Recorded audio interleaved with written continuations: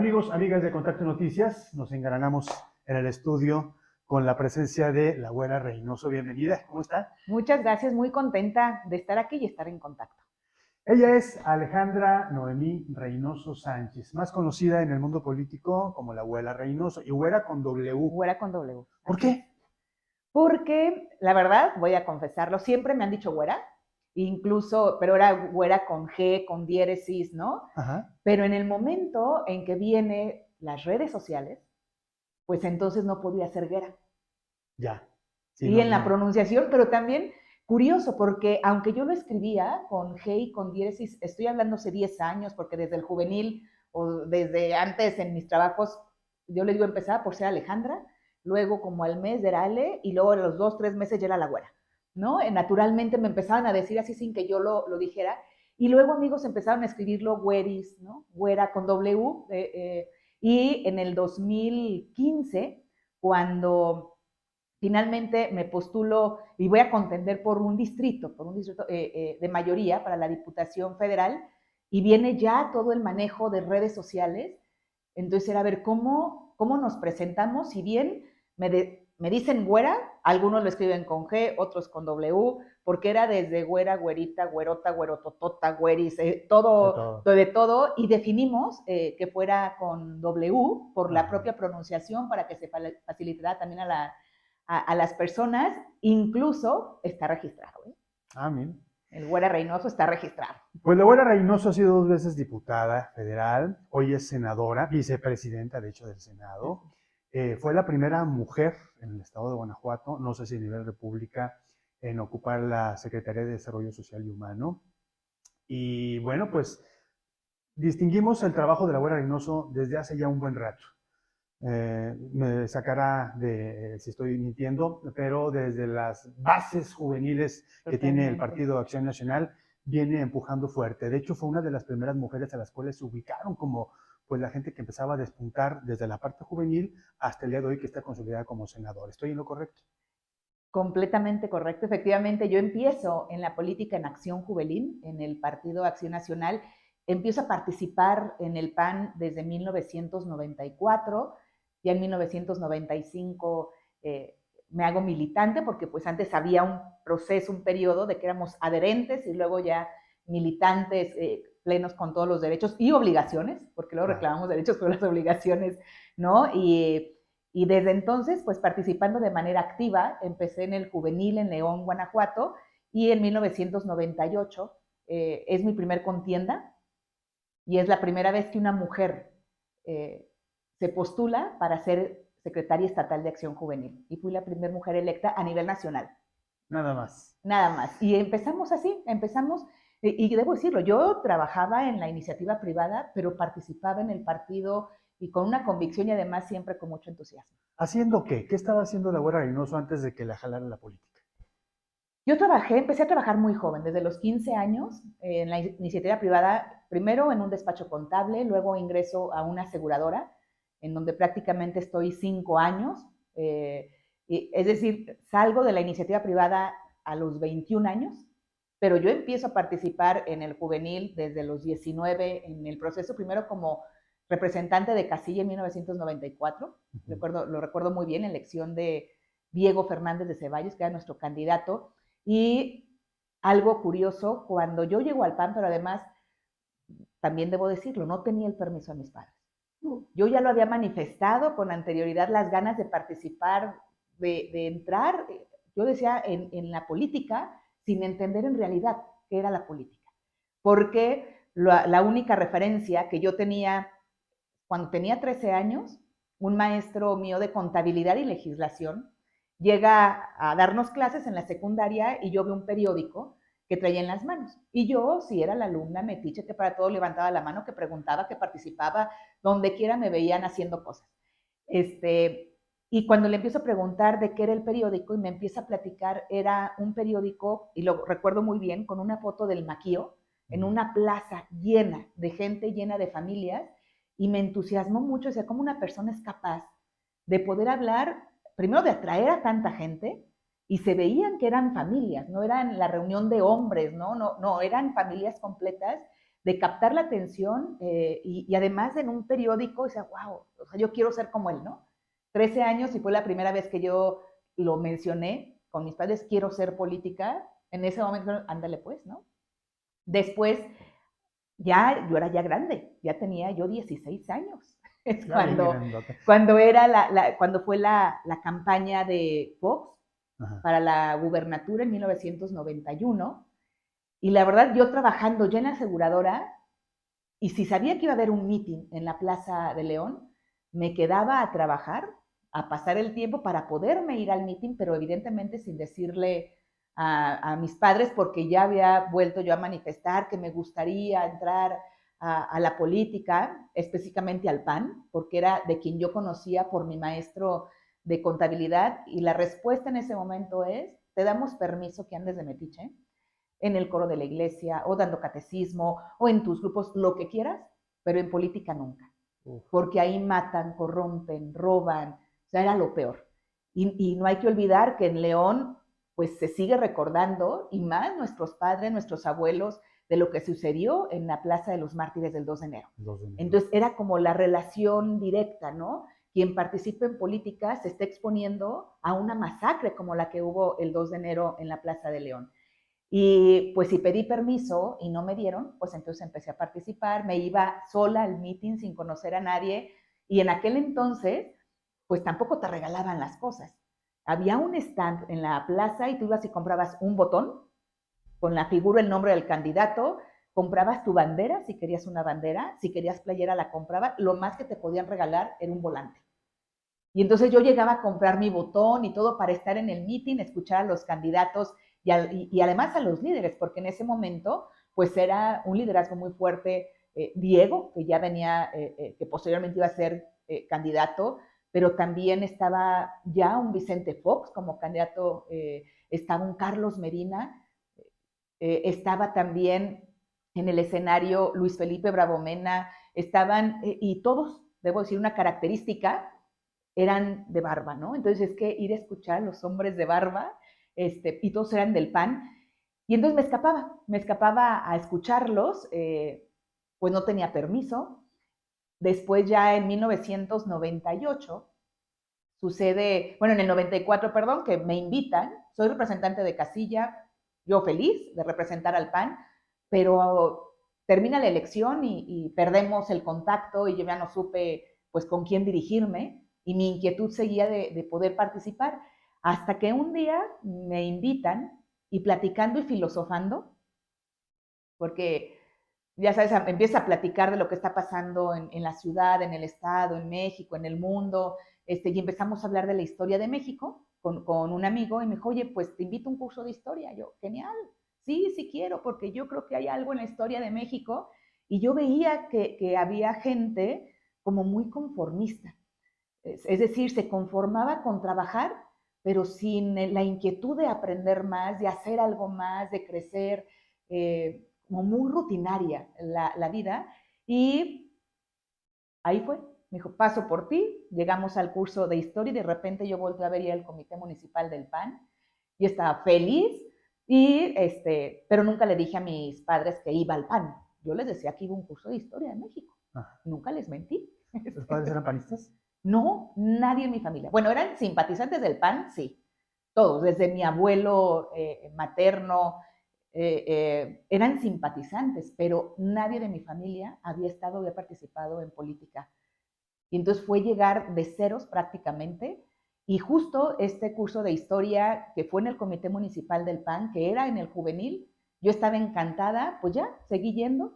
Mi amigo que me invitó dejó de ir, pero yo me quedé y pues finalmente 3 años después, 4 años después, en 1998, se viene la convocatoria para el cambio de dirigencia estatal de los jóvenes y pues me postulo a una asamblea y empiezo a recorrer el estado buscando los votos de los jóvenes y hasta ahora sigo recorriendo el estado. De manera natural fue evolucionando la Sí, cosa. sí, incluso si me preguntan, oye, ¿en qué momento pensaste en entrar en política? Porque incluso, pues yo lo que quería y tenía esa imagen, no sabía si era hacer política, pero sí participar y poder hablar con tanta gente y seguramente hacer cosas buenas e incidir. en las decisiones.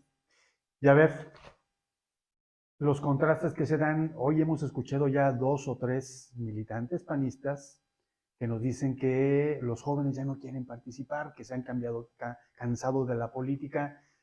Y aquí está un ejemplo de que desde el principio las cosas pueden ir subiendo desde pegar calcomanías y entregar volantes Todo. hasta llegar a un escaño. Y es más, debo decirte que incluso cuando yo dejo la iniciativa privada y empiezo, y además dejo que yo quería seguir estudiando, no había estudiado mi carrera, es más, terminé mi prepa también trabajando y estudiando, y cuando me invitan a trabajar a la administración municipal, a la presidencia municipal de León, para mí incluso todavía yo no relacionaba la administración municipal, que yo sabía que era del PAN, pero con mi militancia en el partido. Para mí eran dos cosas diferentes. Uh-huh. Tanto que... Perdón, ¿y no debería ser así? Así debería ser. Incluso mi jefe, recuerdo que pues se llegan las asambleas en 1997 y nos encontramos en la asamblea municipal y me dice, ¿y tú qué estás haciendo aquí? Yo, pues, ¿qué estoy haciendo? Pues yo soy militante del PAN. ¿Cómo crees? ¿En serio? Sí. Oye, no sabía. Pasaron meses, ¿eh? Y era, la verdad, muy padre. ¿Y qué fue lo que, digo, en mi trabajo en la administración municipal, desde un área de planeación y desarrollo, desde la dirección de relaciones interinstitucionales, que era la vinculación de los procesos de municipalización del Estado con el municipio, luego en la Secretaría Particular, llevando la administración de la Secretaría Particular del alcalde y de toda la Secretaría, la oficina de la Secretaría Particular, de quien dependía atención ciudadana, gestoría y propiamente la atención para el alcalde y análisis político. Y cuando yo decido postularme, yo llevaba 2 años trabajando en la administración y me decían, a ver, güera, ¿cómo? ¿Vas a renunciar a tu trabajo para irte a dirigir a los jóvenes? Y yo, pues sí, para mí era muy natural, porque además yo venía de participar pues en grupos juveniles, ¿no? Y era como una forma de yo poder aportar en la formación, en el seguimiento y devolver también. Yo me había formado en grupos de apostolado y era feliz trabajando con los jóvenes. Y me lo decían, hay muchos chavos que están esperando un espacio como el tuyo aquí en la administración pública. ¿Y tú te me vas? Y tú te vas, ¿no? Y es más, vas a ganar menos. Yo es que, pues para mí no era lo importante cuánto se ganaba, sino lo que yo pudiera hacer por los jóvenes en el Estado.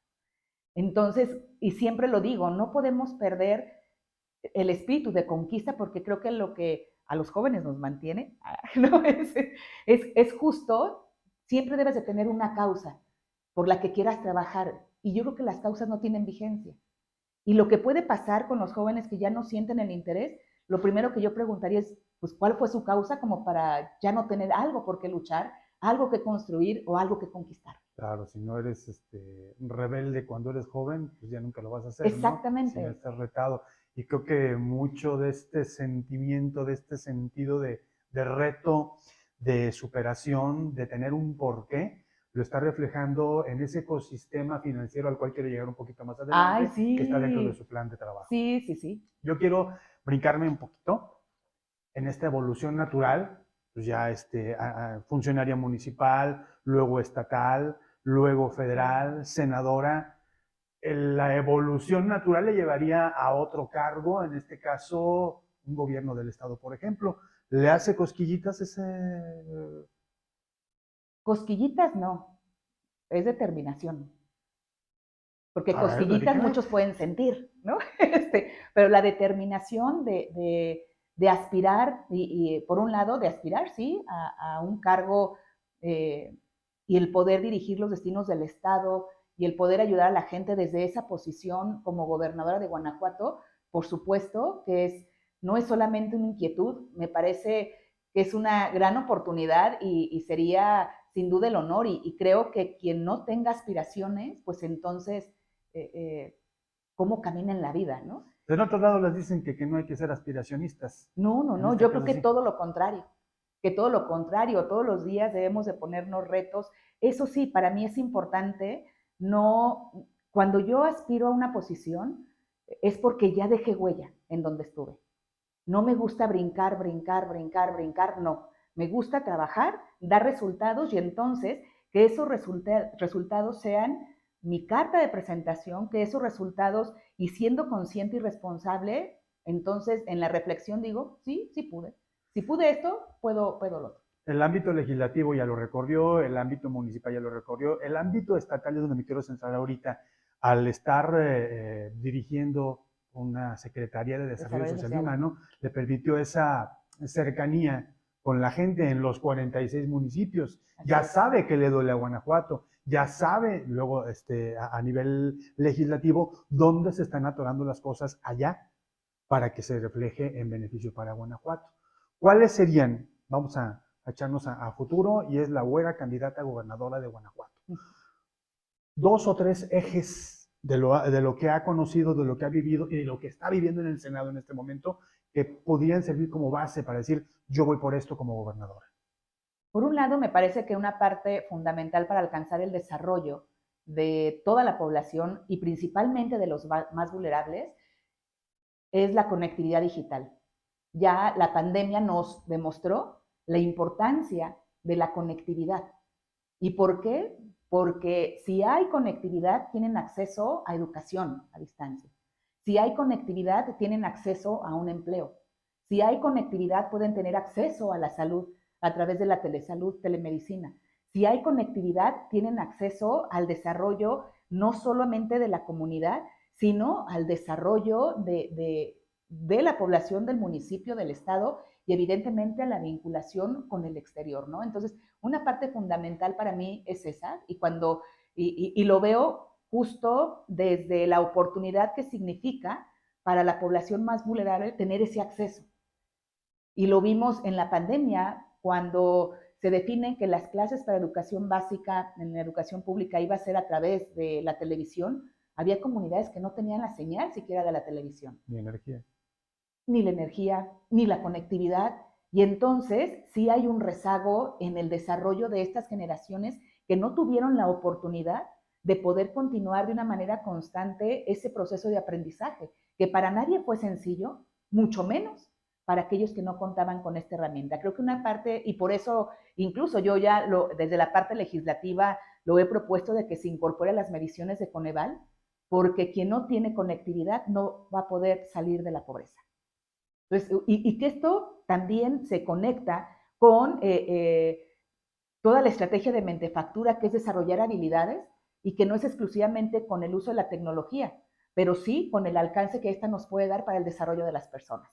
Perdón que interrumpa, ahí conectaría con ese punto que también veo que está pujando mucho en tribuna, que es la educación financiera. Ese es otro. Por supuesto, yo estoy convencida que al haber educación financiera, desde la educación básica se desarrollan habilidades, se desarrollan aspiraciones, se desarrollan proyectos, y que esto ayuda principalmente a la población más vulnerable. Si bien todos, absolutamente todos, ocupamos de esta educación financiera, ante una crisis, quien más afectación tiene es la gente más vulnerable, la de menos recursos.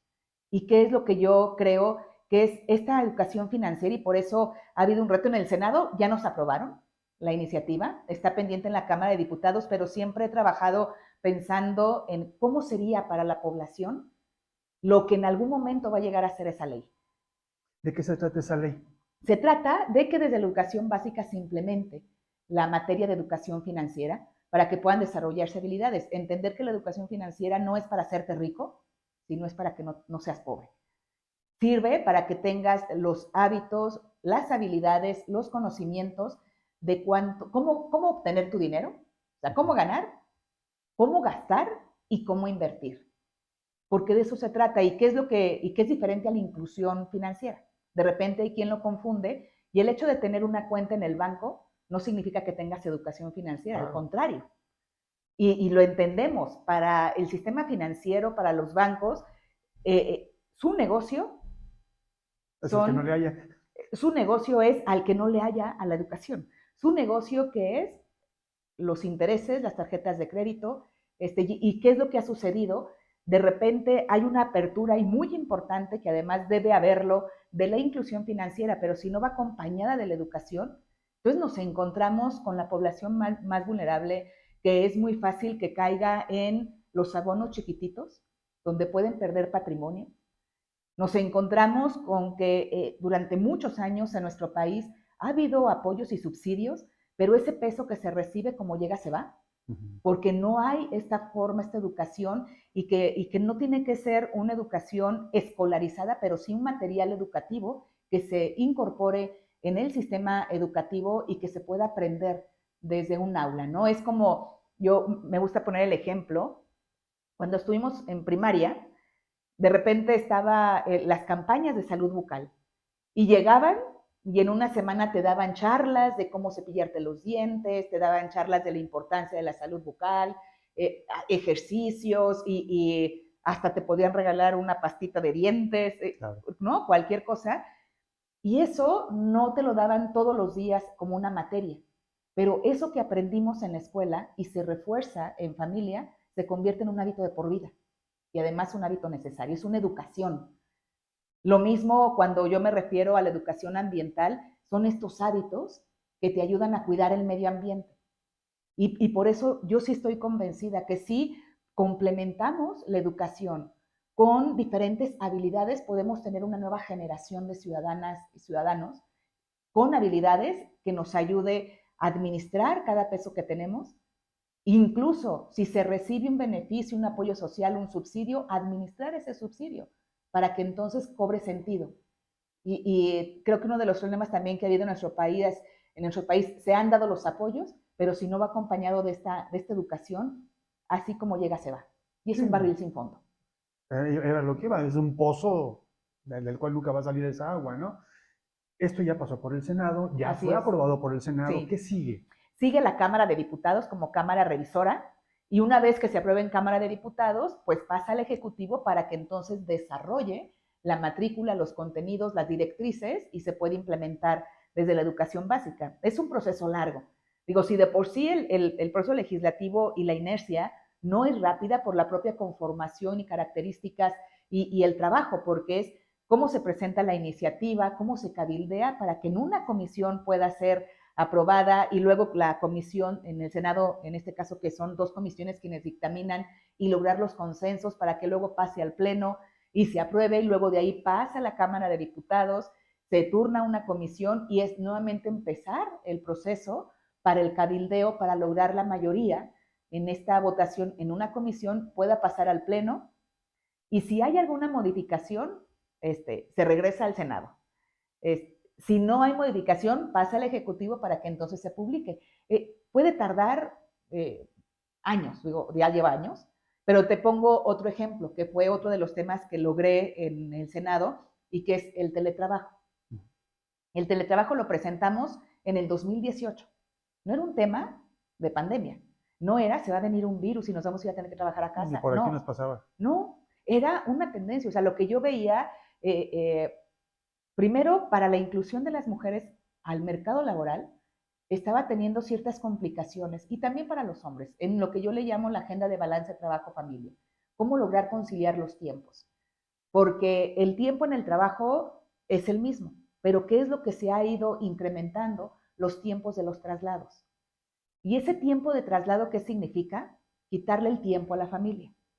Pero además significa estrés, además significa daño ambiental, significa que dejemos, que abandonemos el diálogo en esta célula, en esta pequeña comunidad, que es la familia al interior, en un hogar, y que entonces andemos dispersos durante el día los integrantes de la familia. Entonces, para mí, ese era el objetivo. Primero, cómo lograr conciliar y lograr este balance trabajo-familia. El segundo, cómo acercar la tecnología, y que ya está aprobado en muchos países. En España llevan más de 15 años con el teletrabajo oficialmente reconocido. En América Latina nos llevan, pero sin muchos años de ventaja. ¿Por qué? Porque ya es, lo que nos ha demostrado la tecnología es no importa físicamente dónde estés, lo que importa es cómo cumpla los objetivos y que utilice las herramientas. Claro. Y entonces lo presentamos en el 18, en el 19 se aprobó en el Senado, previo a la pandemia, cuando pasa a la Cámara de Diputados y viene justo los primeros meses del 2020, con todo el tema de la pandemia, y veíamos qué estaba pasando en el resto del mundo. Quienes ya nos llevaban 3 meses con el virus circulando, y las primeras indicaciones eran trabajo a distancia, home office. Y que yo aquí inicio por identificar el home office, sí es el trabajo en casa. El teletrabajo es el trabajo en un lugar diferente al espacio de la empresa, ¿no? Puede ser un telecentro, Sí. puede ser un café, puede ser cualquier lado, y esa es la diferencia entre el home office y el teletrabajo, pero también el teletrabajo puede hacerse en casa, evidentemente. Entonces, cuando empezamos a ver lo que sucedía en el mundo, esto es lo que viene. Esto, y lo que tenemos que hacer, y se les insistió en ese momento en la Cámara de Diputados en que se aprobara el teletrabajo antes del confinamiento, de que nos fuéramos a trabajar a distancia, y debo decirlo, que pues que si el grupo mayoritario, Morena decía, no, esto no se ocupa, ¿no? Porque van a ser 3 meses. Primero era un mes, ¿no? Si recordamos, era un mes, donde se adelantaban las vacaciones de Semana Santa. Y luego eran 3 meses, y conforme fueron viendo que se iba ampliando el decreto y los tiempos, hasta diciembre del 2020, finalmente se aprueba en Cámara de Diputados, le hicieron modificaciones, y lo cual es positivo porque además ya se complementó con lo que se había vivido durante la pandemia y lo que se estaba viviendo con el trabajo a distancia. Y cuando llega al Senado, que a mí me dicen, a ver, güera, tuvo modificaciones, yo le digo, a ver, vámonos con esto. Porque, ¿cuál es el siguiente paso? Si yo no hubiera aceptado las modificaciones de Cámara, o el Senado no aceptara las modificaciones, se vuelve a Empieza de aprobar cero. y entonces nos la pasamos así hasta 3 rondas, y creo que era seguir perdiendo el tiempo en un tema que ya estaba sobre nosotros. Claro. Y pues finalmente en diciembre se ratifica en el Senado las modificaciones que se habían hecho en Cámara de Diputados, se manda al Ejecutivo, y en enero del 2021 se publica la reforma a la Ley Federal del Trabajo, de la cual yo me siento súper orgullosa, muy orgullosa, y que además apenas el 15 de julio, 100 días pasados, se publicó en el Diario Oficial de la Federación el proyecto de norma oficial mexicana, porque se publicó la reforma y esto daba 18 meses para el desarrollo de la norma oficial, porque es algo completamente nuevo, y principalmente en el tema de riesgo laboral. A ver, trabajar desde tu casa es más riesgo o menos riesgo. Las cuotas de seguridad social estaban consideradas para cubrir los accidentes desde que sales de tu casa hasta que llegas a la empresa, dentro de la empresa, es decir, cubría los trayectos. Pero ¿qué pasa cuando ya no hay trayectos? Y la otra pregunta es, a ver, si yo sufro un accidente en mi casa y ahí estoy trabajando, ¿es accidente laboral? Uf, ¿no? O sea, todas las preguntas que empezaron a surgir, evidentemente de manera natural, porque era pues una modalidad absolutamente nueva, sin un antecedente, sin una medición, y justo estos 18 meses era para empezar a evaluar, y lo debo decir, en la administración pública federal lo implementaron muy bien, algunas áreas, el teletrabajo, y tanto que dijeron, a ver, esto independientemente de lo que pasa en pandemia, vamos implementándolo. Y entonces empezaron a establecer contratos de trabajo, considerando el teletrabajo, y uno de los elementos que lo hacen diferente es el patrón tiene que apoyar con los gastos de luz y de internet. Y entonces para unos es, pero ¿cómo eso va a implicar más gasto, no? ¿Y qué es lo que hacían algunos? No, a ver, había un apoyo para transporte, pero si ya no hay apoyo para transporte, pues simplemente lo utilizo diferente, ¿no? Y cumplo con la ley. Entonces, lo que se trata es no el ver por qué no o los obstáculos, sino el cómo sí podemos trabajar bajo esta modalidad. Y pues ahora, a partir del 15 de julio, son 60 días para que entre iniciativa privada o la academia, el Poder Legislativo, podamos analizar esta norma y en todo caso hacer alguna observación, alguna sugerencia, y en 60 días se resuelve y se publica la norma oficial, ya lo que debe de cumplirse por absolutamente todo esto. Entonces, para mí es un tema, la verdad que me enorgullece mucho, y te voy a decir por qué. Creo que son de las reformas de largo alcance que no tiene su origen ni en Palacio Nacional ni en el grupo mayoritario. Y eso lo presumo. Claro. Y creo que es algo que vale la pena, porque pues es como si se pueden conciliar los temas y cómo lograr la comunicación, la sensibilización y el diálogo con todas las fuerzas políticas para poder alcanzar los objetivos. y que nos dejen claro que sí existe la democracia y las bondades de la Claro, democracia como claro. la entendemos aquí en México. Y esto irá también de la mano, me imagino, con otra norma que es la 045, que también tiene poco tiempo de haberse instaurado y que tendrán que ver también pues la parte del bienestar del empleado, ¿no? El, Pero bueno, eso ya, la 35, la de correcto, salud la mental, o sea 035. que es, sí, sin duda, y esto, fíjate, antes de la pandemia ya se traía que era todos los elementos que causan estrés en las y los trabajadores, y es cómo poder dar un seguimiento desde el interior de las empresas en la atención que se ocupa y cómo atacarlo en cuanto se identifica.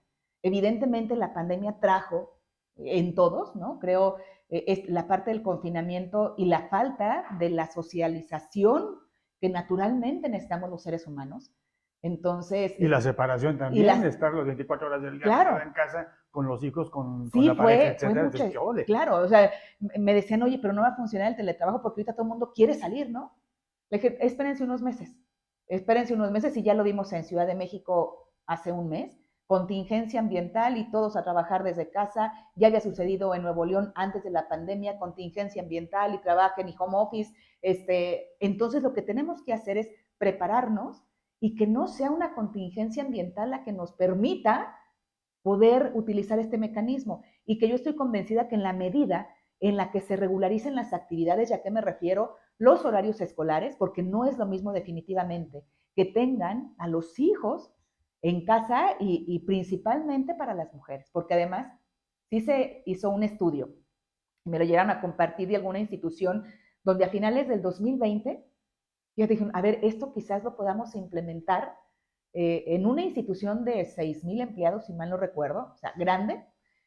Hicieron una encuesta con toda su fuerza laboral para ver cómo se sentían ya después de varios meses de estar en confinamiento y cuáles fueron los hallazgos. Las mujeres estaban felices. Estamos hablando de los primeros meses de pandemia, ¿no? Hasta diciembre del 2020. Nunca nos habíamos imaginado que iba todavía un año más, pero ¿qué pasa en ese estudio? Las mujeres mostraban en su mayoría satisfacción por este mecanismo de trabajo y lo decía, nos permite estar cerca de nuestros hijos, acompañarlos. ¿Quiénes no estaban tan cómodos? ¿Y quiénes manifestaban que tenían que ir a la oficina? Sí, los hombres. Los hombres. ¿Y por qué? Yo digo, es que, claro, no estaban acostumbrados a la convivencia de 24 horas, no estaban acostumbrados tampoco a tener a los hijos tan cerca durante una jornada laboral. Y sí, también yo entiendo que es diferente cuando uno tiene que conectarse para una reunión, para un trabajo, a cuando todos tenían que conectarse.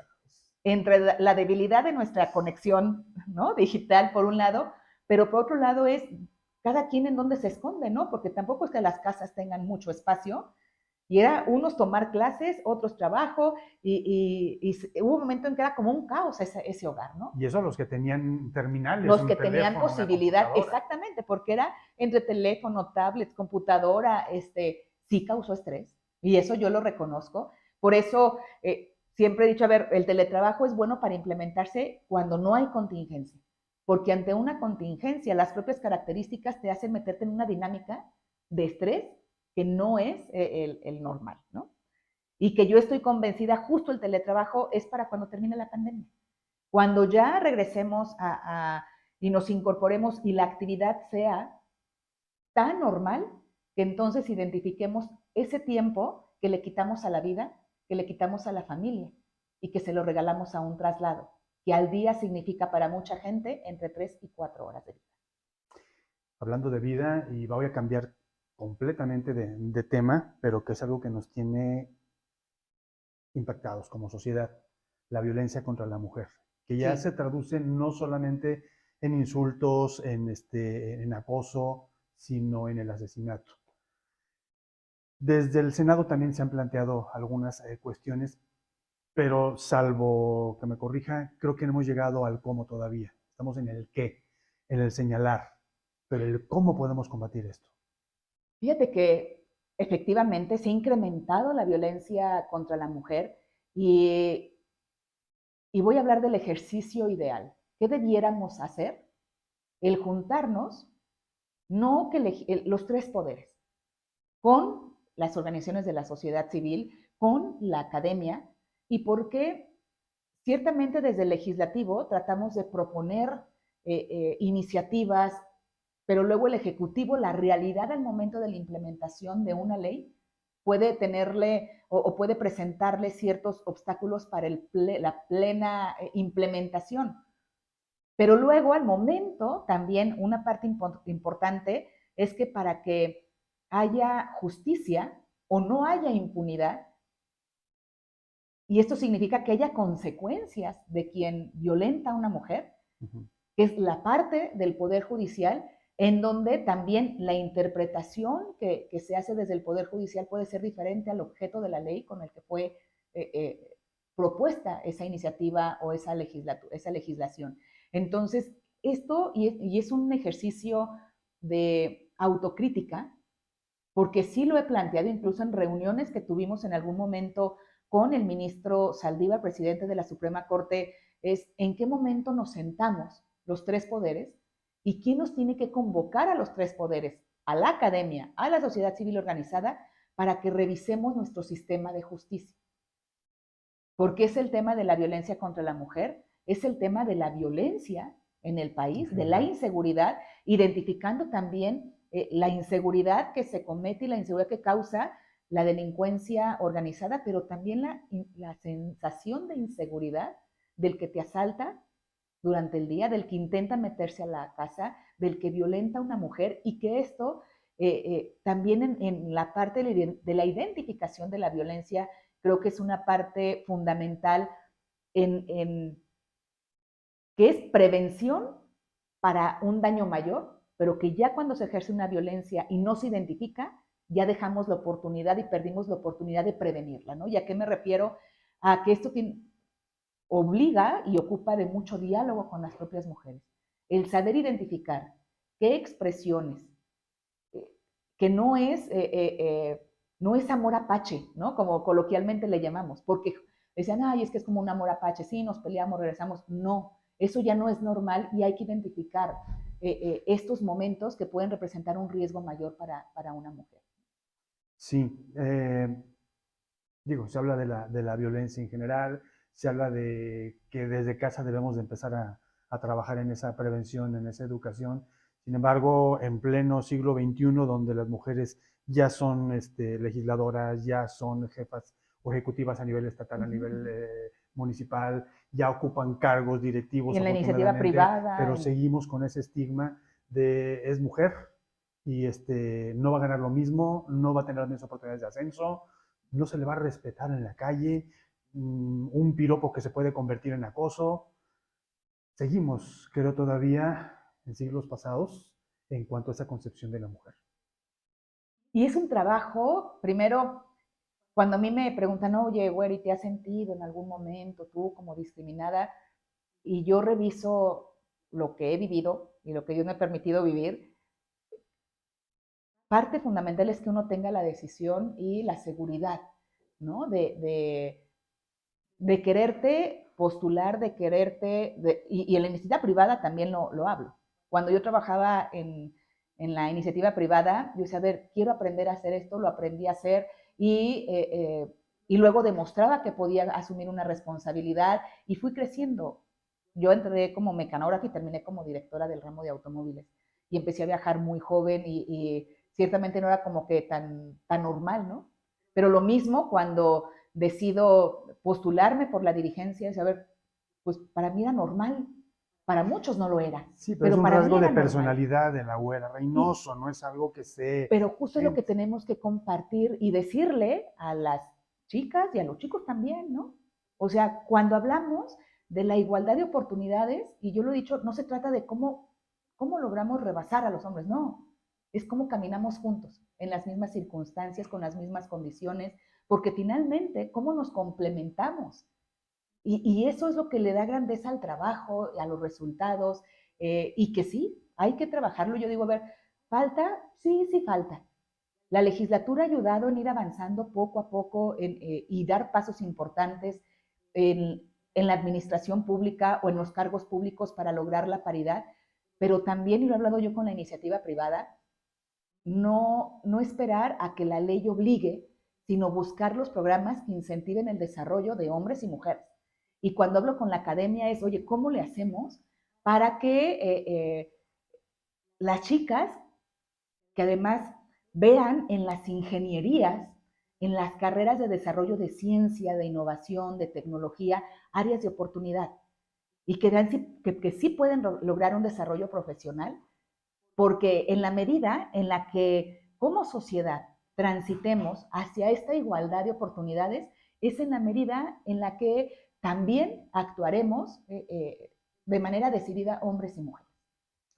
No me puedo sustraer, senadora, de esta charla en el caso de el padecimiento por el cual usted pasó, el cáncer, una palabra muy fuerte, Sí. una enfermedad que desafortunadamente, pues, tarde o temprano llega a una familia y que ese mismo peso que tiene la palabra seguramente lo tiene en la cuestión anímica.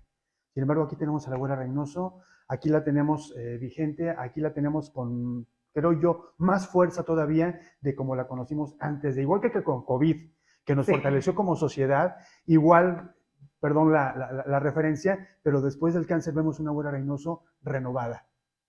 ¿Estoy en lo Sí. correcto? ¿Qué es lo que sucede? Que el cáncer te pone en los límites de los sentimientos. Uno pasa por el miedo, por la angustia, por el temor, por el dolor, por todos los sentimientos, pero también te permite el vivir la esperanza, te permite el disfrutar cada día, te permite el reconocer la vida como lo que es y el levantarte todos los días y agradecerle a Dios que estás despierto. Te permite valorar cada célula de tu cuerpo y comparto una experiencia, pues nos hacen análisis muy seguido, ¿no? Y más al principio para cuando estaba el tratamiento y las quimioterapias, cada 3 semanas era laboratorio. Y me acuerdo cuando me hacen mis laboratorios previo a la segunda quimio, yo estaba feliz de ver mis análisis de laboratorio en sus niveles, ¿no? Y lo recuerdo que le digo a mis compañeras en un chat que tenemos las compañeras senadoras, yo, ¿qué creen? Me entregaron mis resultados y mi glucosa está bien y mis glóbulos rojos y mis glóbulos blancos. Yo festejaba eso y saber, en la vida nos hemos hecho muchísimas veces análisis. Y cuando vemos un resultado positivo, pareciera que es normal y no lo valoramos. Hasta que estás en el riesgo de que tus niveles puedan caerse. Entonces, no, la importancia de que esas células estén vivas, estén sanas, lo valoras cada día. Y te hace ver la vida diferente, no preocuparte por lo que no vale la pena. Te permite enfocarte en las cosas que realmente son importantes, que son trascendentes y donde no te permites perder el tiempo en tonterías, sino ir por lo seguro, por lo bueno, por lo positivo y lo que yo digo, caminar de frente y hacia arriba. ¿Está bien la abuela Reynoso en este momento? Muy bien, muy contenta. Evidentemente el cáncer no es un tema que te digan ya estás dada de alta ahorita, no, es un proceso. Y más porque hay que seguir los protocolos. Yo me siento muy bien, muy bien. Terminé finalmente mis 16 quimioterapias, 25 radiaciones. Me tienen que estar haciendo análisis, pero lo más importante es para mí el sentirme entera, el sentirme fuerte, el sentirme bien. Pero además le da la autoridad moral para hablar en nombre de o sabiendo lo que están pasando miles de mexicanos, no se diga los niños, que también padecen de cáncer. ¿En qué situación Y de la familia. pone ahora, y de familias, en qué situación la pone ahora el hecho de haber pasado por este trance a como era antes la abuela Reynoso? Sí es diferente, ¿eh? Porque a ver, yo acompañaba el tema de la causa del cáncer y me tocó al inicio principalmente pues de esta legislatura, del gobierno federal en el 2018, en la legislatura, son 2 en el Senado, la pasada, nos tocó, yo estaba en la Comisión de Salud. O sea, para mí la causa de la salud es un trabajo que venía haciendo desde que era diputada federal, ¿eh? Y primero acompañando las enfermedades raras, y te vas adentrando al sistema de salud y finalmente las enfermedades raras y el fondo desde el donde se atendían y los recursos de donde provenían era el mismo que para atender el cáncer, el Fondo de Gastos Catastróficos. Y cuando empieza a ver el desabasto de medicamentos y empezamos a ver a los niños con cáncer del Hospital Federico Gómez en la Ciudad de México, la Comisión de Salud vamos a trabajar, a sesionar al Federico Gómez. Me tocó conocer a pacientes y yo veía esos niños y esas niñas como con todo el entusiasmo y todos los días era voy a estar bien, voy a estar bien. Cuando me dan mi diagnóstico, las primeras imágenes que tenía sin duda era la de los niños, ¿eh? Es que conocí a Andy, conocí a Alexander, conocí y recordaba los rostros de cada uno. Fueron muy valientes y siguen siendo valientes, ¿no? Entonces no me puedo quebrar. Si los niños pudieron, ¿por qué no voy a poder yo? Y ahora no es acompañar, ahora es parte de la causa. Es decir, mi vida es parte de esa causa. Y entonces es un compromiso además mayor, porque, y lo dije en algún momento, no es mi cáncer, no es el cáncer de la güera. No es el cáncer solo de mama, no es el cáncer solo de las mujeres, es el cáncer de hombres y mujeres, de niños, es el cáncer de quien en estos momentos está siendo diagnosticado. Es el cáncer que involucra a la familia porque finalmente no es lo que padece la paciente o el paciente, sino todo lo que vive el entorno, los amigos, pero principalmente la familia y lo que necesitamos. Y se ocupa no solamente de una buena actitud, yo siempre hablo de las 3 vitaminas que todos los días debemos de tomarnos, que es la que el médico nos receta, los medicamentos. Las segundas vitaminas son las espirituales, porque también, digo, yo soy una mujer de fe y te agarras de Dios y saber, por algo estoy pasando esto, solamente tú lo entiendes, pero pues vamos a echarle y agarrarte de Dios, ¿no? Y las terceras vitaminas es la actitud con la que enfrentes la vida y con la que enfrentes la enfermedad y con la que enfrentes el miedo. Y entonces, platicar y cuando me contacta ahora algún paciente, algún familiar con cáncer, yo a ver, no es solamente la parte clínica o los medicamentos, es el acompañamiento psicológico que se ocupa, porque lo necesitamos, es el acompañamiento de la familia, pero también marcando como ciertos límites para que los pacientes no se sientan más enfermos, ¿no? Yo decía, a ver, primero lo recuerdo todas las recomendaciones que me llegaban, y que use turbante porque el sol manche, que la quimioterapia, y que si los rayos láser, y que si, o sea, los ultravioletos, todo, ¿no? Todas las recomendaciones. Y entonces me compré turbantes de todos los colores que te puedas imaginar, esperando, porque sabía que venía la alopecia. Y empiezo a usar mi turbante a partir de la segunda semana de que me ponen la primer quimio, es cuando el cabello se empieza a desprender. Y voy a mi cita una semana después, previo a la segunda quimio, y le digo al oncólogo, le dije, doctor, le voy a hacer una pregunta bien tonta, ¿no? Pero tengo que usar esto. Dijo, pues no. Le dije, entonces no lo debo, o sea, no es como clínicamente recomendado. Dijo, no. Dije, perdón, y me lo quité. Dije, es que uno tiene que buscar los elementos que lo hagan sentir bien, y para mí el turbante era sinónimo de enfermedad. Para mí estar en la cama era sinónimo de estás enferma. Párate y vete a trabajar, y entonces sinónimo que tienes vida. Y era, busca estos elementos que te hagan sentir viva, busca estas razones que te hagan levantarte todos los días, y definitivamente ahora el cáncer no es la causa que acompaño, yo soy parte de la causa, y evidentemente el trabajo y lo que nos queda por hacer, que esperemos lograr que hay muy buena disposición junto con sociedad civil organizada, con el sector salud, pero que todas las fracciones parlamentarias caminemos en torno al diseño de una ley nacional contra el cáncer, para poder atender todo, o sea, la investigación, que es importante, el acompañamiento al Registro Nacional de Cáncer, la definición y la actualización de los protocolos, de las normas, para que podamos establecer la estrategia contra el cáncer. ¿Y a qué me refiero con esta? Si no hacemos nada, dentro de unos cuantos años las estadísticas nos dicen que se van a duplicar.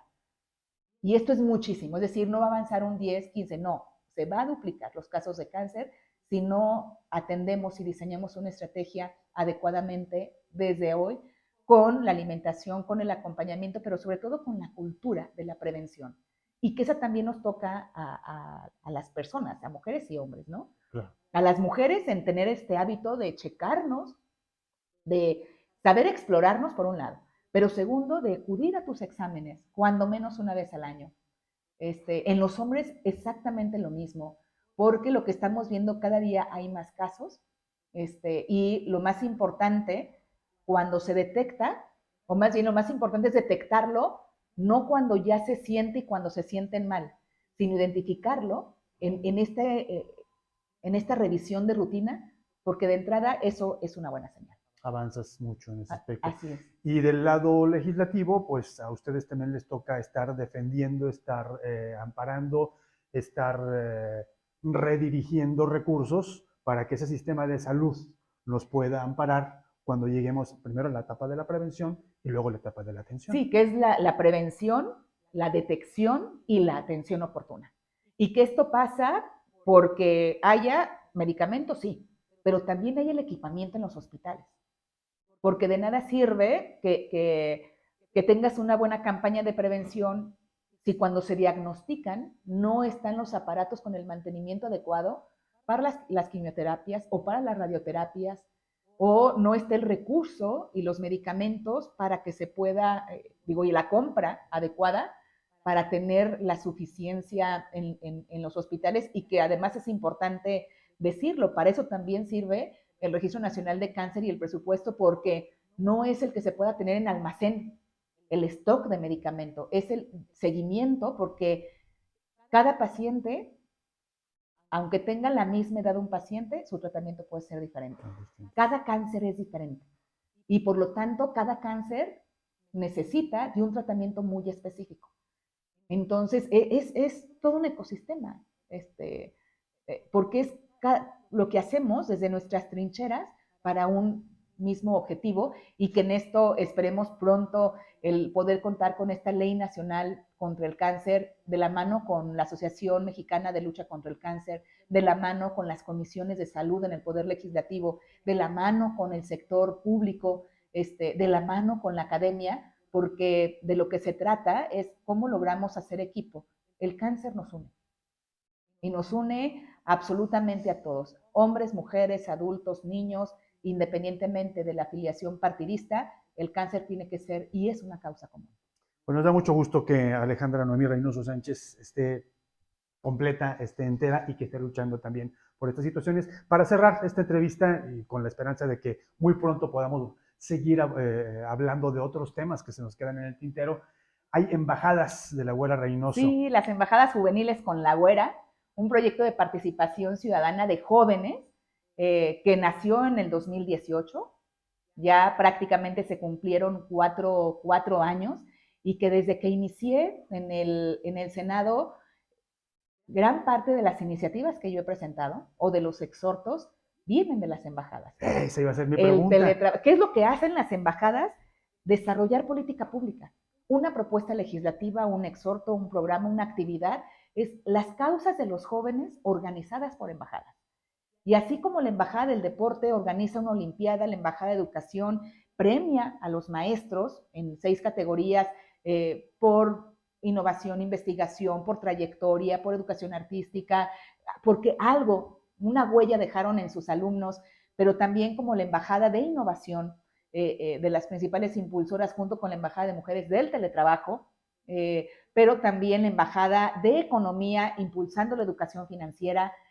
Entonces te das cuenta, bueno, la Embajada de Personas con Discapacidad impulsando el Registro Nacional de Discapacidades y Discapacitados, la Embajada de Desarrollo Rural Sostenible buscando cómo establecer los programas que a los jóvenes en las comunidades vean un proyecto de vida, jóvenes por la ruralidad, y puedan encontrar su desarrollo personal, profesional, económico en sus comunidades. Y así te puedo hablar la de funcionarios públicos jóvenes, el cómo se están preparando de manera constante. Hay 15 y una que estamos por definir si es embajada o es un grupo de trabajo, y que es los jóvenes anticorrupción. ¿Y de qué se trata? De cómo se forma este grupo, que por un lado dijimos, a ver, uno de cada embajada, un cónsul de cada embajada participe, porque finalmente la corrupción te la puedes encontrar en todas las áreas, ¿no? Y no es un tema que deba de caminar de manera paralela, sino una agenda transversal con todos. Entonces, estamos justo diseñando, identificando a quienes quisieran participar en este grupo de trabajo que pueda convertirse en nuestro próximo parlamento que habremos de tener en el Senado de la República, el Parlamento de las Embajadas Juveniles. Originalmente iba a ser en septiembre, nos vimos en la necesidad de recorrerlo 2 meses más, que sea para noviembre, y en donde concretamos, por un lado, las iniciativas que yo habré de presentar en el Senado, pero también ahí habremos de definir entre los jóvenes y tu servidora si este grupo se queda así como esta comisión especial o como grupo de trabajo de manera transversal o bien se incorpora como una nueva embajada. ¿Y quién puede integrarse a estas embajadas? ¿Dónde encuentran información? En las redes sociales lo pueden encontrar en Facebook, Instagram, Twitter, Embajadas Juveniles con la Güera. Ahí, o también en mi página web, es güerareynoso.mx, güera con W, en donde hay un capítulo, un apartado para las embajadas juveniles. Lo primero que tienen que hacer es, ¿cuál es la causa? No es cuál es la profesión, sino cuál es la causa con la que quisieran trabajar estos jóvenes, con la que tienen propuestas para hacer. Puede ser medio ambiente, educación, economía, deporte, comunidades y pueblos indígenas, desarrollo rural sostenible, deporte, creo que ya lo dije, el de mujeres, universitarios, participación ciudadana, el de innovación, ciencia y tecnología, migrantes, que hay otra, esta estuvo muy interesante porque hicimos 2 foros. Uno, fuimos a Atlanta con los Dreamers y luego nos reunimos acá con los familiares de los migrantes. Porque finalmente el fenómeno migratorio pues no es emigración ni inmigración, migración es los que se van, los que llegan, los que se regresan, los que se quedan, y muy interesante. Bueno, hay 15 temas ya establecidos, más este nuevo anticorrupción, se llena un formatito y dicen, a ver, a mí me gustaría participar en esta embajada y luego ya el embajador o la embajadora se ponen en contacto con ellos porque todo el trabajo, fíjate, los jóvenes sí nos enseñaron que se puede trabajar a distancia, porque no hay una sede físicamente, sino desde que nacieron se empezaron a comunicar en grupos de WhatsApp o en reuniones virtuales o ellos definían en dónde se iban a reunir para poder darle seguimiento a su iniciativa y a su propuesta. Y un insumo bien valioso para el Senado y para la Güera que lo va a llevar allá. Por supuesto, porque además, fíjate, yo no presento en el Senado lo que a la Güera se le ocurre, sino lo que los ciudadanos quieren. Y en este caso, lo que los jóvenes, porque lo que le dije, a ver, ¿cómo se ven ustedes dentro de 5 años? Porque el proceso legislativo y la implementación de una ley puede tardar 5 años o más. Entonces, lo que ustedes consideren que dentro de 5 años van a ocupar es el momento de proponerlo ahorita, es el momento de trabajarlo. Y a mí me gusta mucho trabajar con sociedad civil organizada. Déjame te platico lo último que logramos el miércoles pasado. Hace 2 meses me busca una organización de productores del campo. Me dicen, Güera, la inflación está tremenda, el costo de los fertilizantes nos encarece mucho, tanto la parte de la producción, pero además, evidentemente, el precio final del producto. Pues de nada sirve que como un punto en el plan inflacionario sea el poder contener el alza de precios en algunos productos de la canasta básica, sino que para poder elaborar esos productos, sí hay incremento en los insumos. Y luego se definió que se apoyaría con fertilizante, pero nada más en 9 estados de la República, no está Guanajuato en ese, y sí hay una preocupación por la gente del campo.